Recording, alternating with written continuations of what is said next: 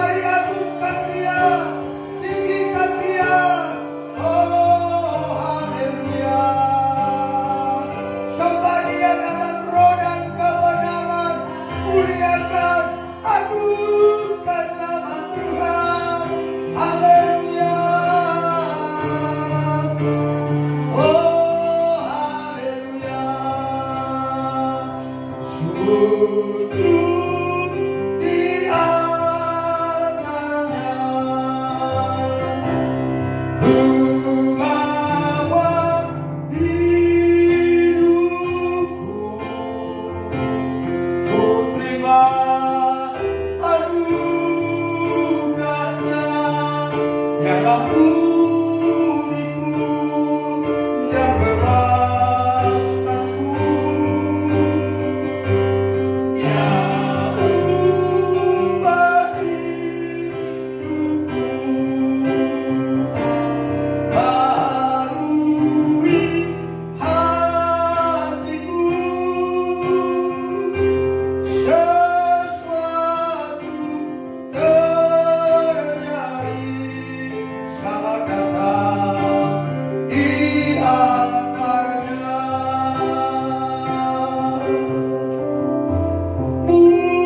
Mujizat terjadi saat datang di altarnya.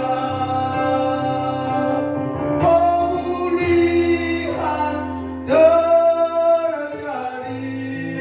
saat datang di altarnya. Ini iman percaya kami Tuhan.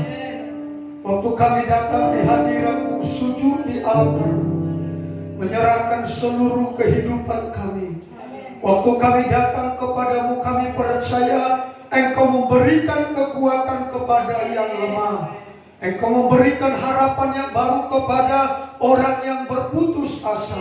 Dan Engkau memberikan mujizat kesembuhan bagi orang yang sakit. Terpujilah Engkau Bapa yang baik.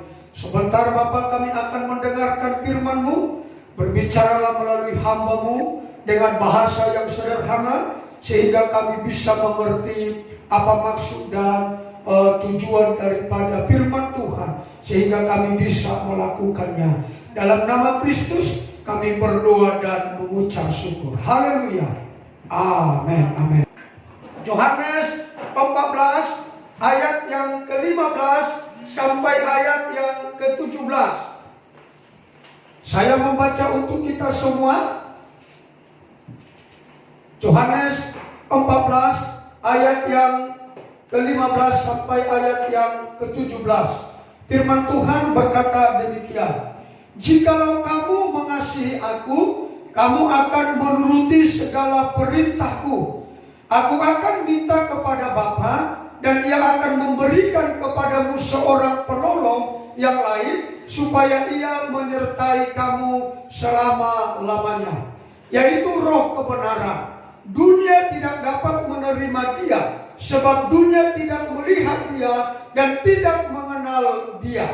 Tetapi kamu mengenal Dia, sebab Ia menyertai kamu dan akan diam di dalam kamu. Lalu kita sambung ke Yohanes ke-16 ayat yang ke-13. Yohanes ke-16 ayat yang ke-13, firman Tuhan berbunyi demikian.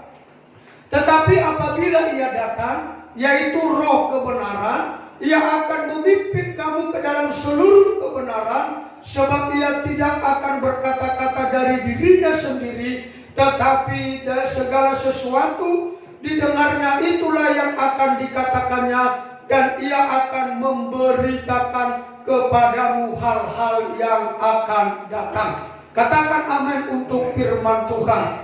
Nah, Bapak Ibu saudara-saudara jemaat Tuhan, hari-hari ini adalah waktunya kita melakukan ibadah pencurahan Roh Kudus. Doa pencurahan Roh Kudus seperti yang dilakukan oleh jemaat mula-mula di Yerusalem. Nah, Bapak Ibu saudara-saudara, waktu Yesus mau naik ke surga, Dia menjanjikan penolong yang lain yang menolong kita untuk selama-lamanya.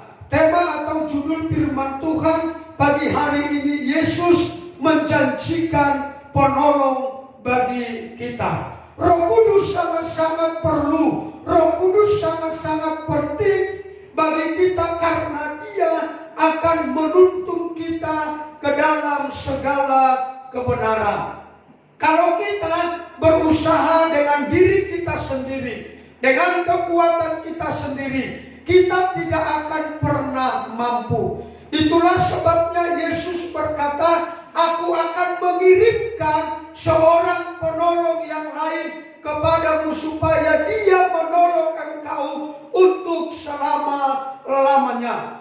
Nah, saudara-saudaraku, Alkitab berkata kalau kita dipenuhi oleh Roh Kudus, kalau kita dikuasai oleh Roh Kudus, maka Kristus melalui Roh-Nya akan memberikan kita kesegaran, akan memberikan kita kekuatan, akan memuaskan hasrat kita, akan menerangi kita, dan oleh Roh-Nya yang ajaib, Dia akan senantiasa menghidupkan roh kita untuk kita terus bisa berkontak dengan Bapa yang di surga.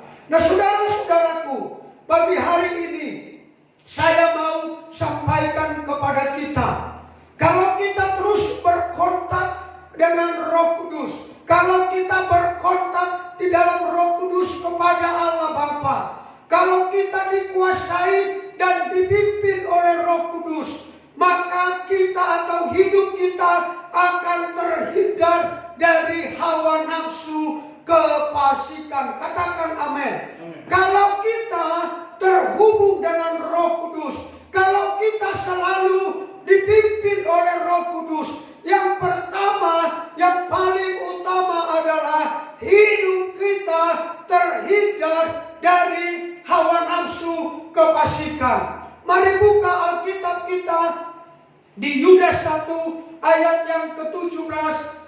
Saya membaca dari ayat yang ke-17 sampai ayat yang ke-23.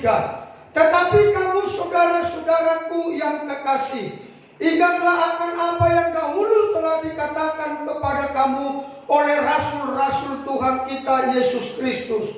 Sebab mereka telah mengatakan kepada kamu, menjelang akhir zaman akan tampil pengejek-pengejek yang akan hidup menuruti hawa nafsu kefasikan mereka. Mereka adalah pemecah belah yang dikuasai hanya oleh keinginan dunia ini dan yang hidup tanpa Roh Kudus. Akan tetapi kamu saudara-saudaraku yang kekasih, bangunlah dirimu sendiri di atas dasar imanmu yang paling suci dan berdoalah dalam Roh Kudus. Peliharalah dirimu demikian dalam kasih Allah sambil menantikan rahmat Tuhan kita Yesus Kristus untuk hidup yang kekal. Tunjukkanlah belas kasihan kepada mereka yang ragu-ragu. Selamatkanlah mereka dengan jalan merampas mereka dari api.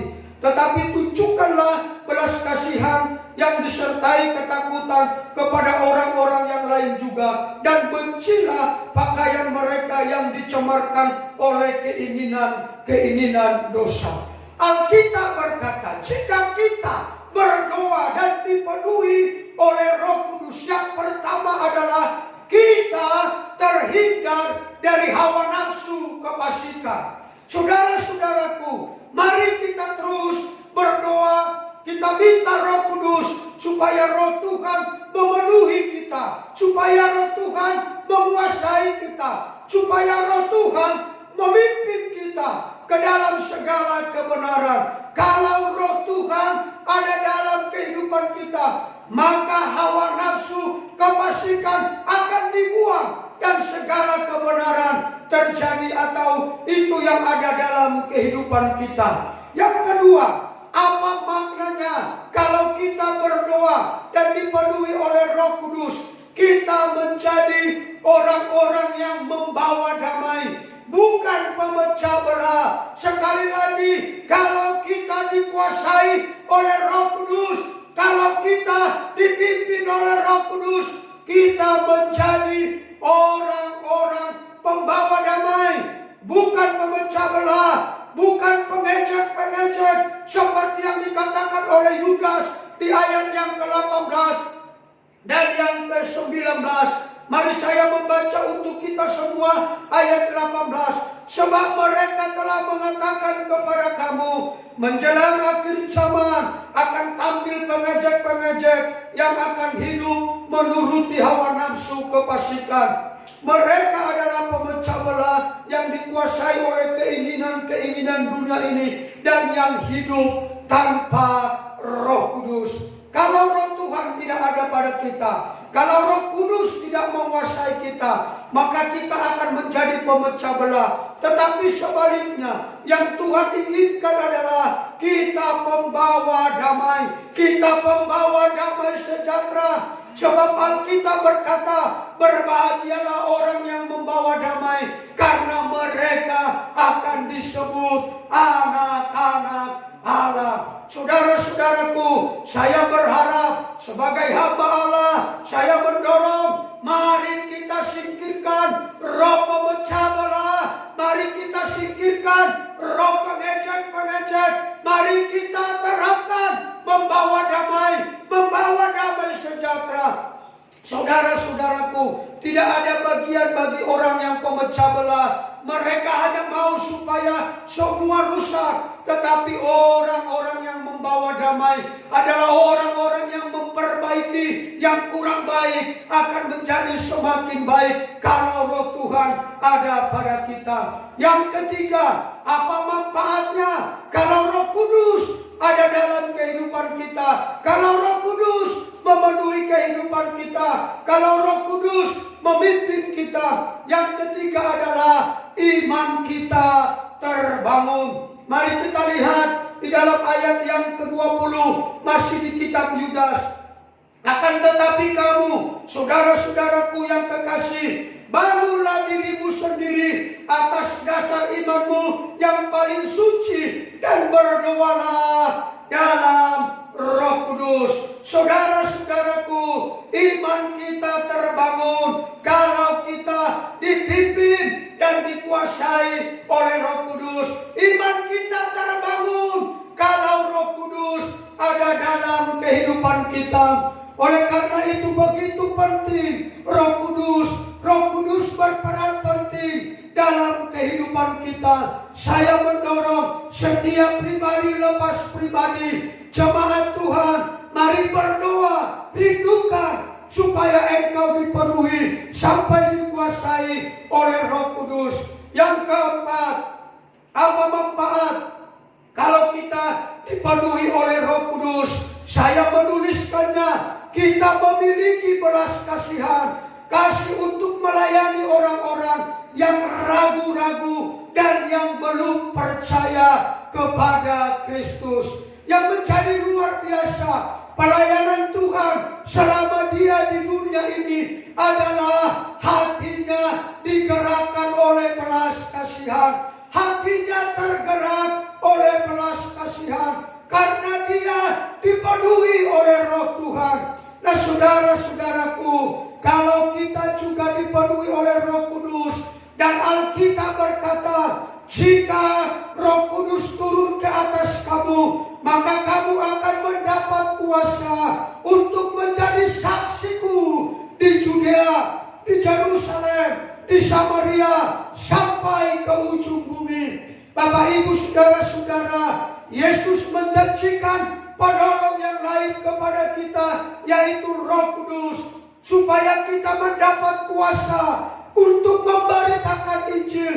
Kita memiliki belas kasihan kepada saudara-saudara kita yang belum percaya kepada Kristus, ataupun mereka sudah Kristen tapi mereka tidak pernah berbakti beribadah kepada Tuhan. Bapak, Ibu, saudara-saudara, ini manfaat-manfaat kalau Roh Tuhan ada dalam kehidupan kita. Yang kelima, apalagi manfaatnya kalau Roh Kudus ada dalam kehidupan kita? Iman kita terpelihara menantikan kehidupan yang kekal. Saudara-saudaraku, ini sangat penting. Yang kelima sangat-sangat penting sekali. Kenapa? Karena hidup kita bukan sekadar hidup dalam dunia ini, tetapi menantikan kekekalan, yaitu surga yang Tuhan janjikan kepada kita. Maka jika kita dipenuhi dan dikuasai oleh Roh Kudus, iman kita terpelihara, menantikan kehidupan yang kekal. Artinya kita tidak menjadi kadang-kadang semangat, kadang-kadang lemah, kadang-kadang semangat, kadang-kadang lemah. Tetapi jika Roh Kudus ada dalam kehidupan kita, maka iman kita akan terpelihara, menantikan kehidupan yang kekal. Maka waktu kita memulai kekristenan kita dengan baik, kita akan menjalani dengan baik, bahkan kita akan mengakhiri dengan baik jika Roh Tuhan memimpin kehidupan kita. Saudara-saudaraku, ini renungan firman Tuhan atau firman Tuhan yang saya sampaikan pagi hari ini. 5 makna kalau Roh Kudus memimpin kehidupan kita. Saya ulangi sekali lagi, yang pertama adalah hidup kita terhindar dari hawa nafsu kefasikan. Yang kedua, kita mencari orang pembawa damai, bukan pemecah belah. Berbahagialah orang yang membawa damai, karena dia akan disebut anak-anak Allah. Yang ketiga adalah iman kita terbangun, baik iman secara jasmani, yaitu artinya iman yang mengharapkan mujizat, baik juga iman yang terus mengharapkan kekekalan kehidupan yang kekal. Yang keempat, makna kita dipenuhi oleh Roh Kudus adalah kita memiliki belas kasihan. Hati kita tergerak oleh belas kasihan untuk melayani orang-orang yang ragu-ragu dan yang belum percaya kepada Kristus. Ini tugas kita. Ini tugas kita, membawa kabar baik kepada semua orang. Lalu yang kelima, hidup kekristenan kita atau iman kita terpelihara, menantikan kehidupan yang kekal. Saudara-saudaraku, masih ada beberapa hari ke depan. Kalau nanti malam GSIA Bukit Sion Bekasi sudah hari yang keempat. Mari kita maju terus. Kita adakan 2 pencurahan Roh Kudus, baik di rumah-rumah, di mana saja kita. Keluarga demi keluarga boleh bergabung, 2 atau 3 keluarga. Bapak Ibu saudara-saudara, jangan pernah kendor semangatmu. Tetapi biarlah kita terus berkobar-kobar. Biarlah kita terus bersemangat, menantikan seperti jemaat mula-mula. Mereka menantikan sampai 10 hari hingga mereka dipenuhi dan dikuasai oleh Roh Kudus. Waktu mereka berdoa di loteng Yerusalem, maka turunlah seperti lidah api, kata firman Tuhan, memenuhi mereka sehingga mereka dikuasai dan mereka berbahasa lidah atau menyampaikan bahasa-bahasa yang lain. Bapak Ibu saudara-saudaraku, jemaat Tuhan yang saya kasihi, rindukanlah setiap saat, rindukanlah setiap waktu kita dipenuhi oleh Roh Kudus. Roh Kudus sangat berperan utama dalam kehidupan orang percaya. Mari Bapak Ibu saudara-saudara, nanti malam masih ada lagi doa terus sampai 10 hari. Kiranya Tuhan menolong kita hingga kita dipenuhi dan dikuasai dan dipimpin oleh Roh Kudus. Tuhan Yesus memberkati kita semua.